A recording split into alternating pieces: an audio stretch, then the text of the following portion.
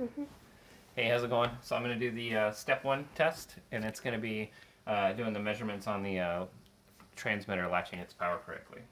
So the first part is before I close the switch at all, is to see if we have voltage available at the supply side of the switch. So make sure you get the DMM, Jessica. So right now you see the DMM reads 0. I put my probes on the appropriate places, and I have read that on the DMM. 4 volts, 4.1 volts on the supply side of the switch. Nothing, of course, on the delivery side. And I'm going to check the SCR, the silicon controlled rectifier, and I have 4.1 volts on the anode side and nothing on the cathode side, which is as expected. So right now there's no power being delivered to the circuit.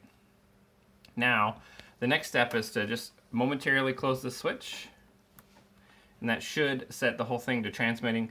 That momentary closure supplied voltage to the SCR for just a minute, and that lets power go through until the power is reset. So as you can see now on the cathode side of the SCR, we have 3.3 volts.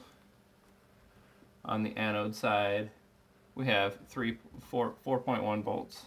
So we have a little bit of voltage drop going on there, which is to be expected. And that being said, we now have power being delivered through the SCR, and that delivers power to the it delivers power to the encoder circuit and the transmitter as well. So the main thing we wanted to do is make sure the SCR was working as it's expected, and it was. So now what I'm going to do is reset power to the circuit to make sure everything goes back to normal.